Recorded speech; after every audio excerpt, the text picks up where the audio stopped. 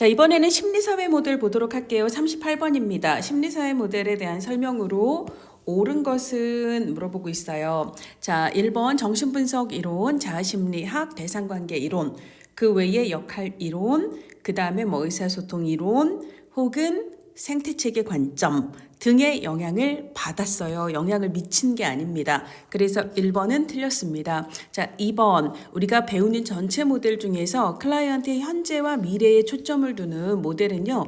얘는 해결 중심 모델이에요.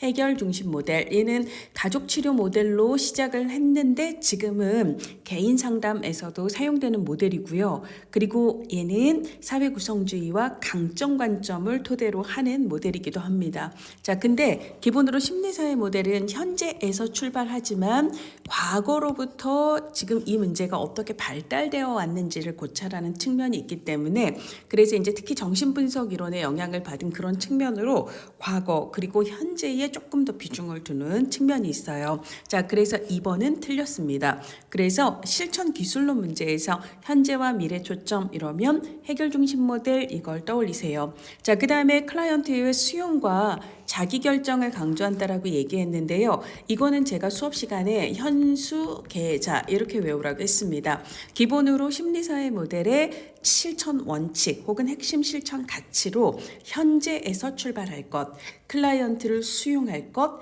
클라이언트의 개별성을 인정할 것 혹은 개별화할 것, 그리고 클라이언트의 자기 결정과 자기 지시를 강조한다라고 얘기를 했습니다. 자, 그래서 수용과 자기 결정은 이 핵심 실천 가치에 들어가거든요. 그래서 3번이 맞는 답이 됩니다. 자, 외현화 기법이라고 하는 것은요. 이야기 치료, 가족 치료 중에서도 이야기 치료의 핵심 기법이에요. 얘는 문제를 의인화하는 기법이다. 문제를 의인화하는 기법이다라고도 이야기를 하는데 뒤에서도 얘기를 하겠지만 보통 사람들이 나는 뭐뭐 해요 라고 하면서 자신의 문제를 나는 뭐뭐 하다 이런 식으로 등가적인 관계로 표현을 하는데요. 이런 걸 우리가 주어, 그 다음에 동사, 주격 보어라고 보통 얘기를 하잖아요. 그래서 영어로 얘기하면 이 형식 문장처럼 보통 표현을 하게 되는데 이런 언어들을 바꿔주는 거예요. 그래서 영어 문장으로 얘기하면 삼형식처럼 문제를 일종의 주어로 해서 문제가 나를 어찌어찌 한다 이렇게 얘기를 합니다. 그래서 문제를 나로부터 분리시켜 놓고 동떨어뜨려 놓고 문제가 나를 어찌어찌 공격하고 괴롭히는 것처럼 그래서 이것을 문제를 의인화한다. 그래서 문제와 나 사이에 거리를 두고 걔를 살펴볼 수 있어야 나도 문제의 의도에 내가 넘어가 줄지 아니면 그런 문제를 어떻게 나는 대응을 할지 이런 것들을 좀 생각할 수가 있잖아요.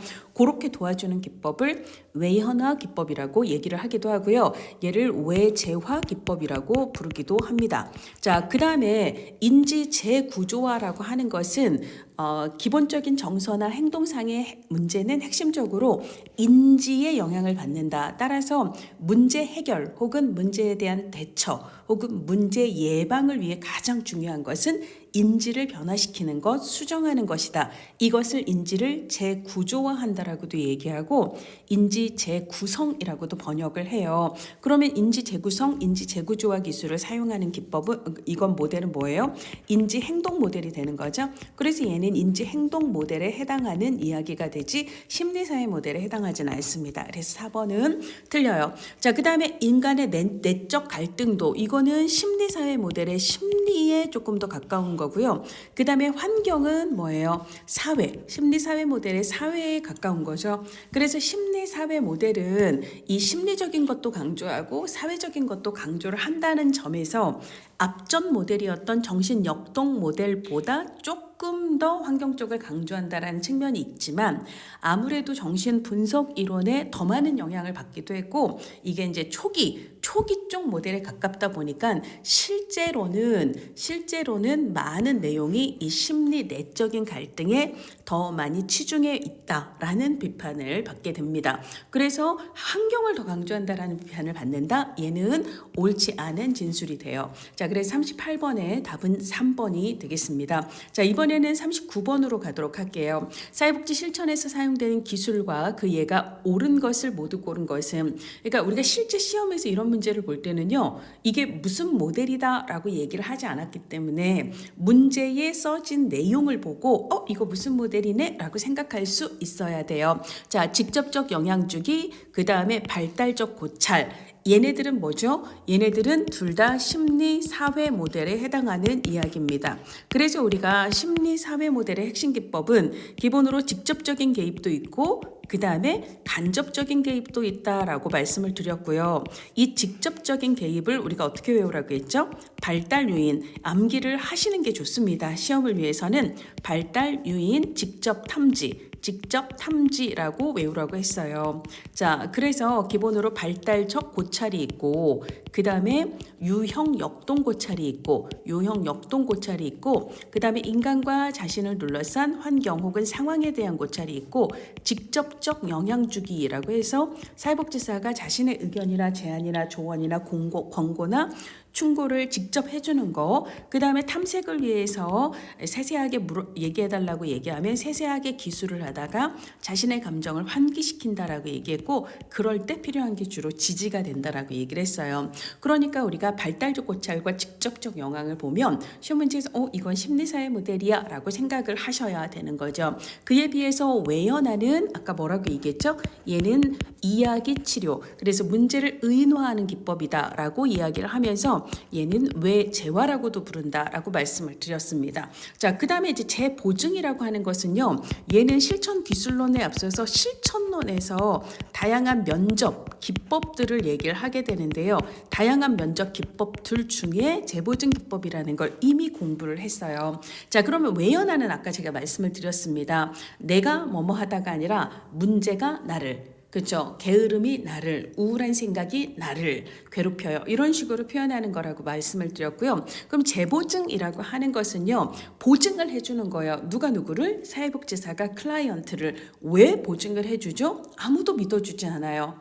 누구를? 클라이언트를. 근데 가장 핵심적으로 누가 누구를 못 믿어서? 클라이언트가 본인 자신을 못 믿어서예요. 자신이 이 일을 해낼 수 있을지, 이 병을 이겨낼 수 있을지, 이렇게 노력을 하면 자기가 목표를 달성할 수 있을지, 이 과정을 끝까지 견딜 수 있을지, 본인이 스스로를 믿지 못할 때, 확신하지 못할 때, 자신하지 못할 때, 자신이 해낼 수 있는 결과에 대해서 확신을 갖지 못할 때, 불확실해할 때, 그렇죠. 요럴 때 클라이언트를 사회복지사가 보증해주는, 내가 널 믿는다, 넌 잘해낼 거야, 이겨낼 거야 라고 얘기해주는 거, 얘를 우리가 재보증이라고 얘기를 해요. 자, 시어머니가 돌아가셔서 슬프다고 얘기를 했는데, 그러니까 네가 말은 그렇게 했는데 표정은 말과 다르네. 말과 표정 사이, 말과 행동 사이, 어제 한 말과 오늘 한 말 사이, 이게 일치하지 않네 라고 직면시키는 거예요. 그래서 리을은 직면 기법에 해당합니다.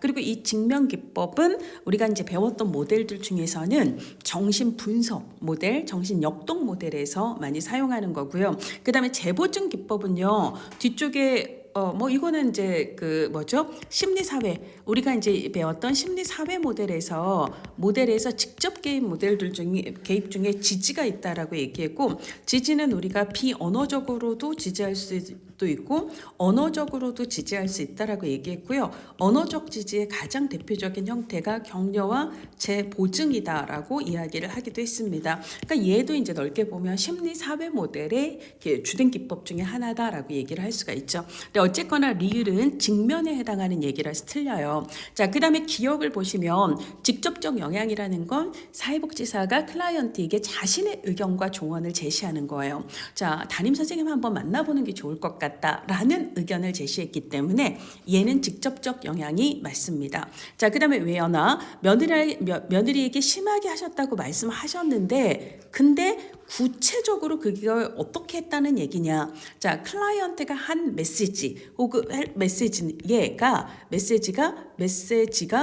너무 모호하거나 혹은 추상적이거나 이 얘기인지 저 얘기인지 약간 혼란스럽거나 이럴 때 좀 더 분명하게 혹은 구체적으로 표현해달라고 요청하거나 아니면 네가 나한테 하려고 했던 얘기가 지금 이 얘기가 맞아? 라고 구체적으로 다시 확인하는, 그래서 클라이언트가 전달하고자 하는 메시지를 좀 더 분명하게 하려는 기법을 외연화라고 하지 않고요. 얘는 뭐라고 얘기하냐면 명확화 혹은 명료화라고 이야기를 해요. 명확화 혹은 명료화 기법이라고 이야기를 합니다. 자, 그래서 니은은 틀려요. 자, 발달적 고찰은 지금 현재의 이 문제가 과거와 주로는 이제 성인기 이전, 주로 18세 이전의 경험과 어떻게 연결이 되는지. 자, 그래서 어린 시절에도 지금 이러한 느낌을 가진 적이 있었는지 그 연결고리를 찾으려고 한다면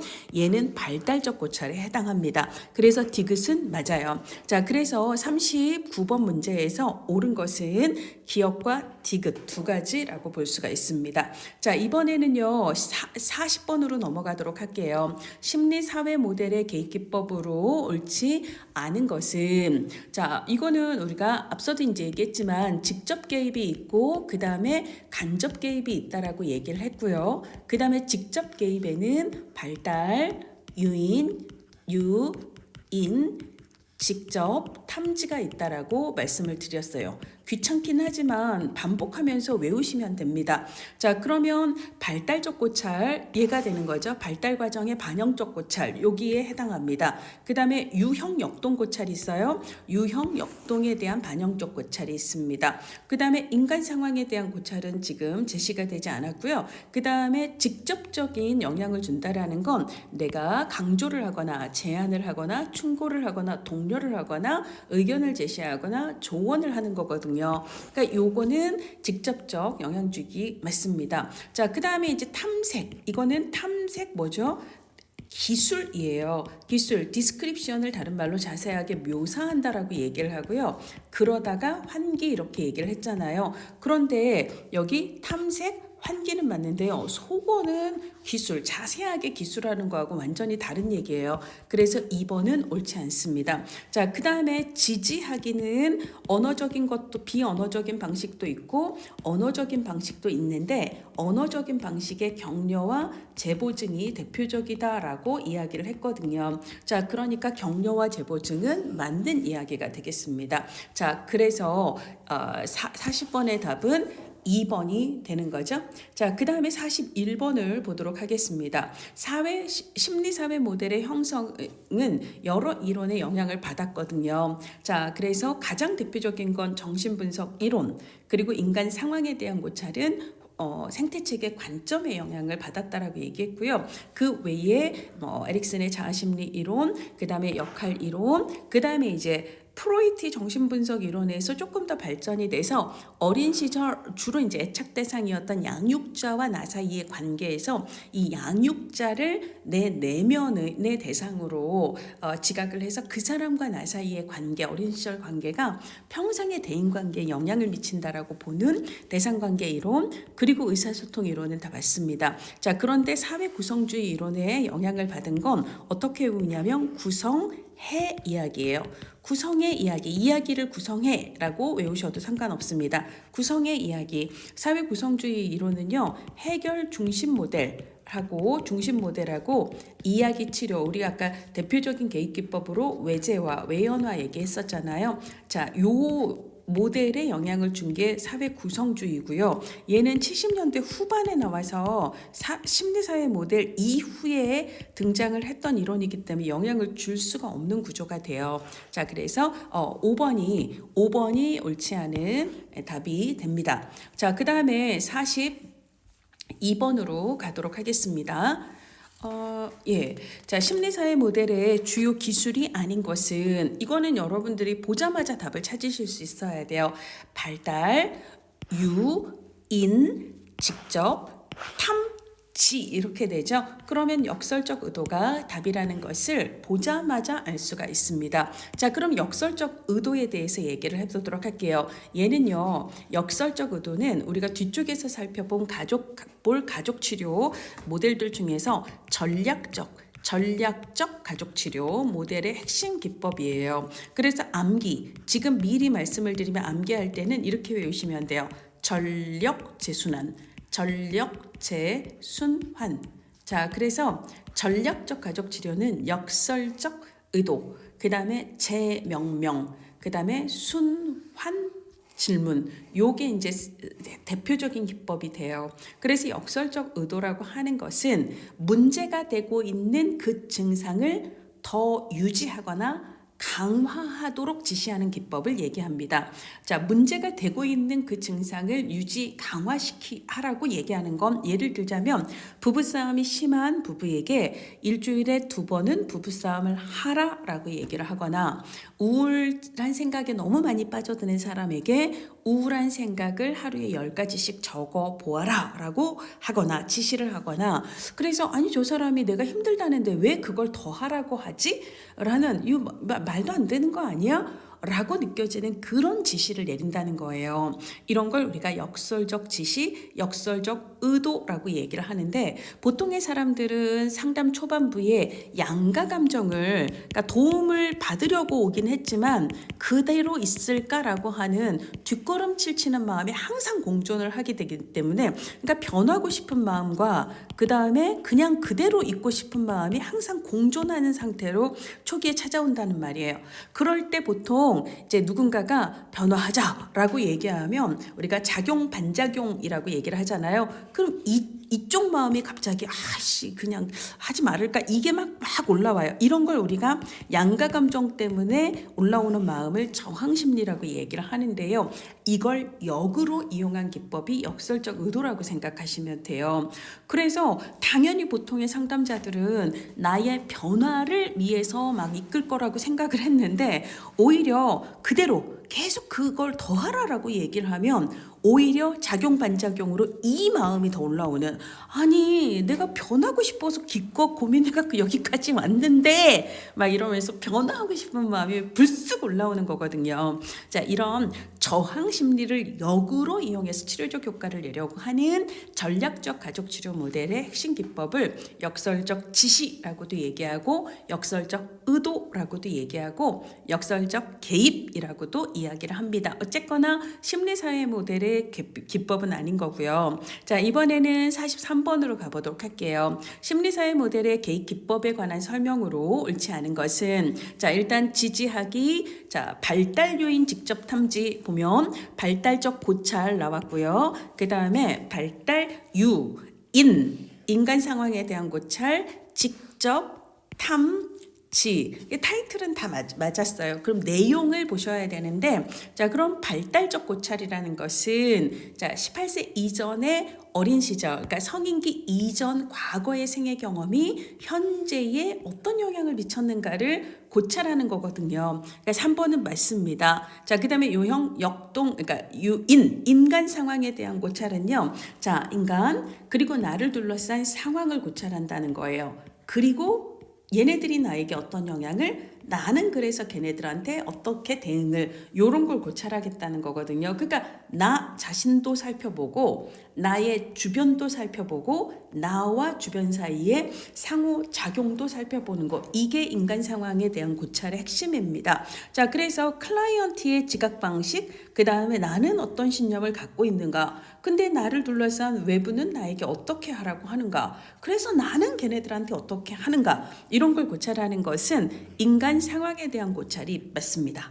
자, 그 다음에 발달 요인 직접 탐지에서 직접적 영향 주기라고 하는 것은 사회복지사의 의견이나 제안이나 권고나 충고나 조언을 직접 하는 거잖아요. 그러니까 2번이 맞습니다. 자, 그 다음에 탐지에서 탐은 탐색, 기술 혹은 묘사, 환기예요. 그래서 클라이언트가 자신과 환경 사이를 자세하게 기술을 하면서 자신의 표현하지 못했던 감정을 표출 혹은 표현할 수 있도록 도와주는 기법을 이야기하는 게 맞습니다. 마지막으로 지지하는 것은요, 뭐 예를 들어 등을 토닥여 주거나 혹은 뭐 격려하기나 제보증을 통해서 충분히 그럴 수 있어, 누구라도 그랬을 거야 라고 지지와 위로를 전해주는 거잖아요. 그리고 용기를 제시해주는 거잖아요. 근데 이거를 무슨 표정 문제와의 연관성을 탐색한다? 이건 틀리죠. 이 연관성을 탐색하는 이유는 무슨 고찰, 이게 뭐 예를 들어 지금 현재의 문제와 과거가 어떻게 연결이 되어 있는가, 내 마음의 역동이 어떻게 연결이 되어 있는가, 뭐 이렇게 외부의 환경이 어떻게 연결이 되어 있는가는, 이거는 고찰하고 관련된 기법이지 지지는 아닙니다. 자, 그래서 43번의 답은 1번 지지하기 이 부분이 틀렸다라는 걸 알 수가 있고요. 자, 이번에는 44번으로 가도록 할게요. 음주 문제와 가정 불화로 직장에 적응하지 못해 의뢰된 클라이언트에게 심리사회 모델을 적용하고 싶습니다. 자, 그래서 여기서는 심리사회 모델 적용의 기법을 물어보고 있습니다. 감정을 표출하는 건 어디에 해당하죠? 발달 요인 직접 탐지에서 탐색하고 기술하다가 눈물이 왈칵해서 요기, 환기에 해당하는 게 감정 표출이에요. 그러니까 얘는 맞습니다. 자, 사회복지사가 직접적인 충고를 하는 건 직접적인 영향주기라고 이야기를 했고요. 그러니까 얘도 심리사회 모델의 개입기법이 맞습니다. 자, 그 다음에 직장 상사와의 갈등이 현재에 미친 영향. 이건 뭐예요? 옛날 직장 상사와의 갈등이 지금 현재에 미친 영향이란 발달적 고찰일 수 있지만 우리가 보통 발달적 고찰은 18세 이전이니까 뭐 18세 이전에 내가 무슨 뭐 어렸을 때부터 공장을 다닌 거나 이런 게 아니라면 발달적 고찰이라고 직장 상사가 18세 이전에는 조금 적합하지 않죠. 그러니까 이거는 오히려 발달적 고찰이라기보다는 인간 상황에 대한 혹은 환경에 대한 고찰이다라고 볼 수가 있을 겁니다. 자, 그 다음에 유년기 문제. 이게 이제 18세 이전의 과거가 현재에 어떻게 영향을 미쳤는가. 이거니까 얘가 발달적 고찰에 해당하는 거죠. 그래서 1, 2, 4, 5번은 심리사회 모델의 기법이 맞아요. 자, 그런데 인지를 고쳐요. 그 다음에 신념을 고쳐요. 이건 뭐죠? 인지 행동 모델의 포커스가 되는 거죠. 그래서 얘네들은요, 인지가 정서 문제와 행동 문제의 핵심이다.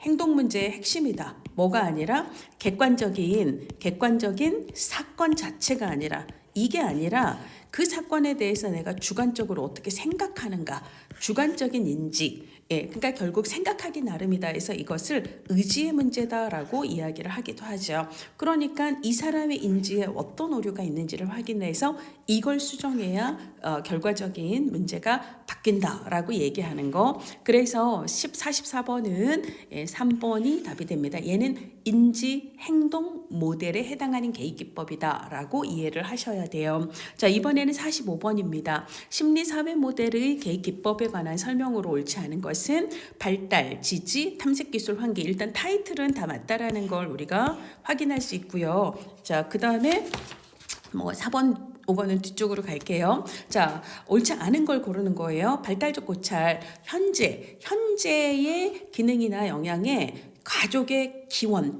초기 경험, 가족의 기억. 이게 뭐죠? 원가족을 얘기하는 거. 어렸을 때 우리 가족. 이게 어떤 영향을 미쳤을까 탐색하는 거. 탐색적, 발달적 고찰, 성찰 맞습니다. 지지하기는요, 말 그대로 우리가 흔히 생각하는 지지를 하는 거예요. 근데 고찰을 하게 하는 기법은 아닙니다. 그래서 막 현실적인 해결책을 찾는 기법 아닙니다. 그래서 옳지 않은 걸 찾으라고 했으니까 여기서는 2번이 이게 틀린 문법 답이다라고 이해할 수 있는 거고요. 자, 그 다음에 탐색기술 환기는 클라이언트의 상황에 관한 사실을 구체적으로 드러내면서 거기서 감정을 표출할 수 있도록 해서 관점을 전환할 수 있도록 도와주는 거다. 3번은 맞는 얘기가 되는 거죠. 자, 그 다음에 수용이 있어요. 근데 이게 수용은 우리가 발달 요인 직접 탐지해서 외우진 않았지만 아까 현수 계좌 기억나시죠? 현수 계좌 해서 기본으로 심리사회 모델은 현재에서 출발할 것, 클라이언트를 수용할 것, 클라이언트를 개별화할 것, 클라이언트의 자기결정을 존중할 것, 이걸 실천 원칙으로 하거든요. 그러니까 수용도 심리사회 모델의 핵심 기법이라고 볼 수가 있습니다.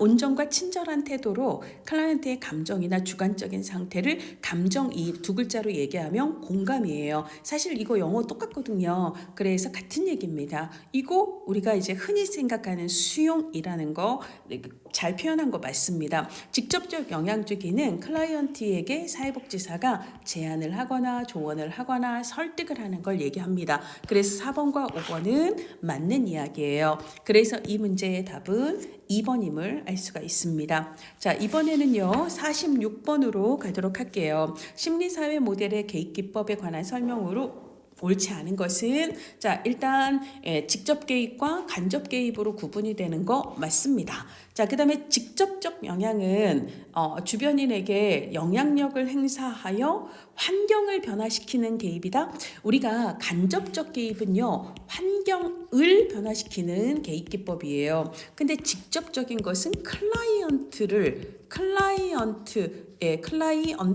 변화시키는데 초점을 두는 거고 직접적 영향 주기는 이 직접적 개입 안에 속하는 거예요. 환경을 변화시키는 그런 간접적 개입 기법이 아니거든요. 이제 클라이언트로 하여금 네가 뭐뭐를 해봐라.